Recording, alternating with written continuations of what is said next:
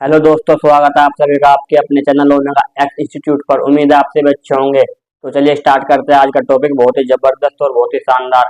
आज का टॉपिक हमारे पास होने वाला है क्या? परागण।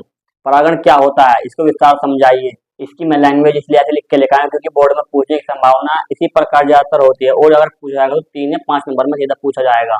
उससे कम में 1 या 2 नंबर की परिभाषा पूछ जाएगी, तो उसके लिए हम लिख के लेकर आए हैं ताकि आपको परेशानी ना हो। तो चलिए स्टार्ट करते हैं। आज का टॉपिक हमारे पास है क्या? परागण क्या होता है? परागण, मैं बात करूं परागण की, तो परागण सिंपल भाषा में अगर हम बोले तो परागण होता है दो, यानी कि 2 प्रकार का परागण होता है। मैं आपको चित्र की माध्यम से समझाऊंगा, उसके बाद जो लिख रखा है डेफिनेशन उसे आप आसानी से लिख सकोगे। तो चलिए मैं पहले चित्र बना के आपको समझाता हूँ। पहले बता देता हूँ लिख के रखा है, लिख रखा है क्या? परागण। परागण क्या होता है? परागकण, परागकण का पराग कोश से निकलकर वर्ती कागज तक पहुंचना ही परागण कहलाता है। यानी कि क्या, मानो ये कोई पुष्प है,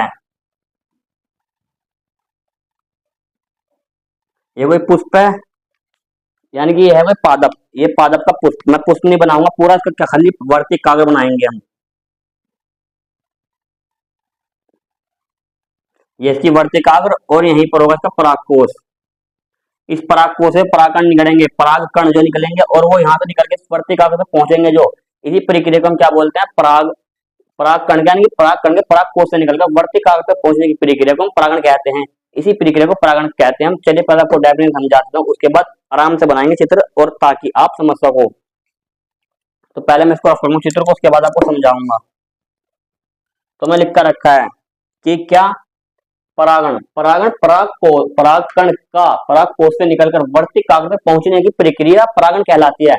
और बात करें परागण होते कितने प्रकार के हैं, अगर हम बात करें क्या पुष्प के जनन अंगों के आधार पर उसकी उपस्थिति पर बात करें, तो ये हमारे पास होते हैं 2 प्रकार के, यानी कौन से? तो स्व परागण और एक पर परागण। बात करें स्व परागण की, स्व परागण क्या होता है देखते हैं। अब हम यहाँ बनाएंगे कोई पादप, ये है कोई पुष्प, ये एक पुष्प, ये दूसरा पुष्प।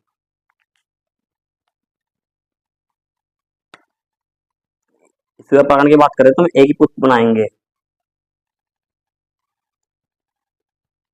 इसकी वर्ती काग्र, इसकी वर्ती काग्र, थोड़ा सही से करेंगे, इसको सही से बनाते हैं।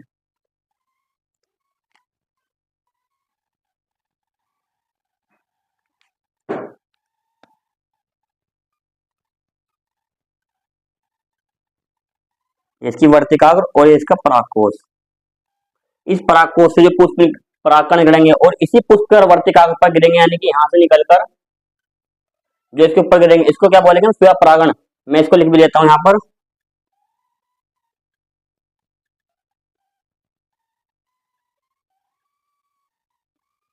ये स्व परागण। और बात करें पर परागण की, अब हम देखते हैं पर परागण होता क्या है। यानी कि अगर इसको मान लीजिए कि 3 नंबर में 5 नंबर में ना पूछ के 1 नंबर में पूछता, 2 नंबर में पूछता, बिल्कुल सिंपल डेफिनेशन हम क्या लिखेंगे? क्या कि समान पुष्पों में यदि परागण होता है तो उसको क्या बोलते हैं?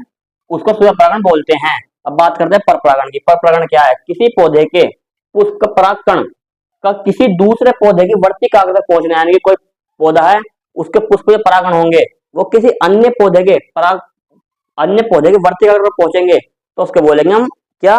पर परागण। यानी कि इसका डायग्राम बनाएंगे धर, ये एक पादप, इसका पुष्प, इसका दूसरा पादप, यहाँ इसका पुष्प, यानी कि ये इसका पुष्प, इसकी वर्ती कागज, इसकी वर्ती कागज, और ये इसकी वर्ती कागज।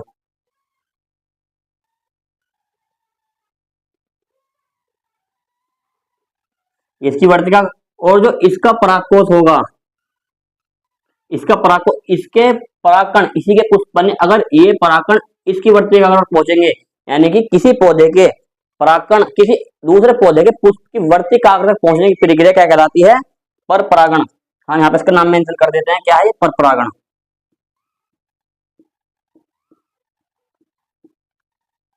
ये पर परागण का डायग्राम हमने लिख के रखा है। किसी पौधे के पुष्प के परागकण का किसी दूसरे पौधे, यानी कि ये कोई पौधा, ये दूसरा पौधा, ये पौधा ए, ये पौधा बी, दूसरे पौधे के पुष्प के वर्तिकाग्र, हमने क्या बोला, वर्तिकाग्र, पुष्प के वर्तिकाग्र तक पहुंचने की प्रक्रिया को क्या कहते हैं, पर परागण कहते हैं। और अगर बात करें, अगर माने हम इसको भी कोई पूछता है, एक नंबर में पूछता है, तो कैसे लिखेंगे, क्या कि दो अलग अलग पौधे, ये तो ध्यान रख, ये याद रखने की बात है कि अलग अलग पौधे के पुष्पों के मध्य होने वाला परागण क्या कहलाता है, पर परागण कहलाता है। तो चलिए आप इसका पहले स्क्रीनशॉट कर लीजिए।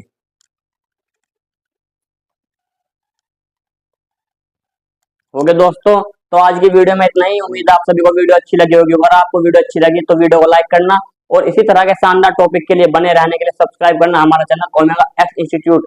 मिलते हैं अगली वीडियो में किसी और भी शानदार टॉपिक के साथ।